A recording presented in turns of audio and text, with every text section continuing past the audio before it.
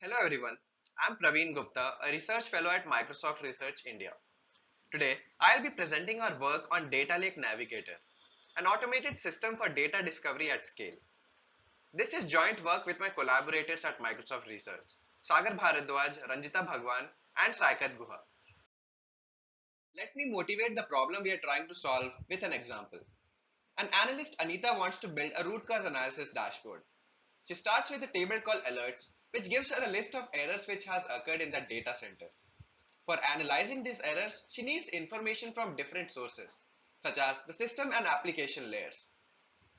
However, the tables containing this data can have names such as EDS, store stream, HLog, etc., which is not very easy to understand. She needs to join all these tables on columns that represent machine names. But these column names are not the same across different data sets. These are called machine name in one table while being called server or host in the others.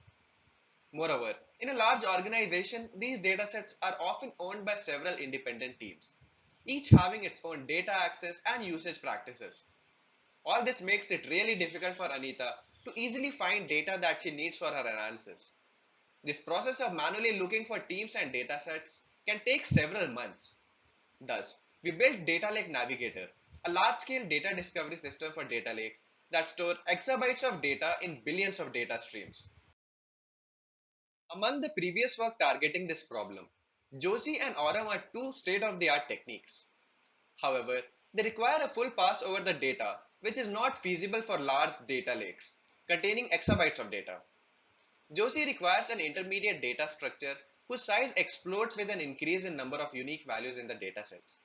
Meanwhile, Aurum provides several similarity metrics, but it leaves the task of combining and using these metrics to the end users. Here, we leverage our unique advantage at an organization like Microsoft by automatically learning these characteristics from the datasets we have seen to be related in the past.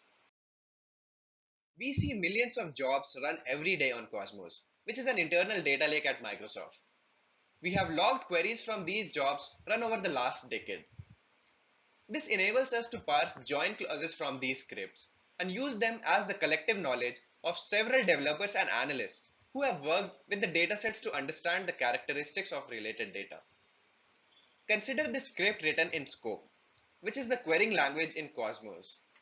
We see that the column server in store stream is joined with another column machine name in machine stream. We parse all such scripts to retrieve a list of column pairs that have been joined in the past. We build Datalake Navigator in a two-step process. First, we learn a relevance classifier using the column pairs which have been joined by developers in the past. Then, we build a data relationship graph, where nodes represent the columns in the dataset and an edge represents a relationship between these two columns. Each edge also has a relevance metric, which signifies the probability of a relationship existing between these two columns.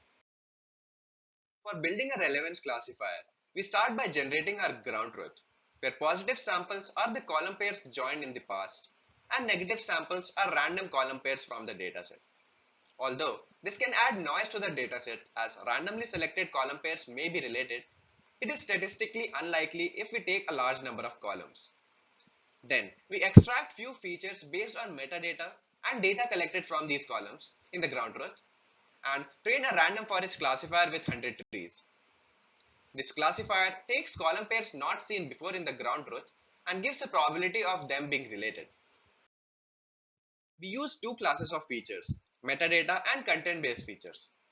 Metadata-based features are based on column names. First, we start by tokenizing these column names. A column called machine name is broken down into machine and name, and the column server has a single token server. We use column name uniqueness to represent the rarity of tokens occurring in the column name.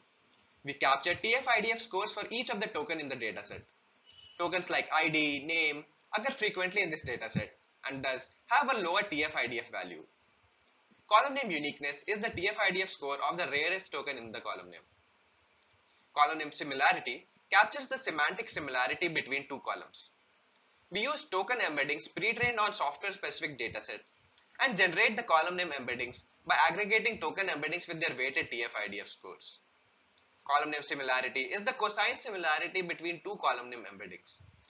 Machine name and server will have a high cosine similarity, as the token's machine and server are closed in the n-dimensional embeddings, and the token name has a low TF-IDF score.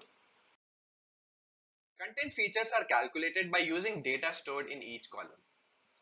Since reading the entire dataset is not feasible at this scale, we read samples from each of the column and calculate these features based on estimates of the number of distinct values in a column and the number of overlaps between two columns. We use Jacquard similarity and inclusion dependence as measures of overlap and subsumption between two columns. Pattern similarity is helpful in column pairs containing unique identifiers. We mask the hexadecimal characters from the columns and then estimate the Jacquard score. This is because overlap between samples collected from columns containing unique identifiers is expected to be low. Since the intersection between two numeric column pairs like error count and memory counter do not signify relevance, we use these content-based features only for textual columns. We train three classifiers to see the advantages of these features. A metadata-only model gives an F1 score of 0.94. A model based on only content features has an F1 score of 0.87. And an ensemble of metadata model for numerical column pairs and all features model for textual column pairs has an F1 score of 0.96 on the ground truth. A pair user ID and customer ID has lower content-based features like Jacquard due to fewer intersection in the samples. But it has a high column name similarity because of the tokens user and customer. A column pair MNGR and manager name has a low column name similarity as MNGR does not exist in the vocabulary of our pre-trained embeddings. But it has a high Jacquard because of many common values existing between these two columns. We see that the metadata features work well, with data features improving the F1 score marginally. But a metadata only model is easier to scale as it does not require reading any of the data streams. Once we have built a relevance classifier, we are ready to build a data relationship graph. Consider an example dataset containing around 30,000 columns. Taking all possible pairs within this dataset can lead to 450 million column pairs. We apply two pruning techniques to reduce this. In metadata clustering, we apply k-means clustering to the column name embeddings we generate and add all pairs within each of the cluster to our list of candidate pairs.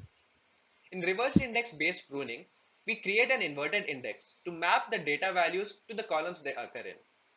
Any column pair which shares even a single value is added to the list of candidate pairs.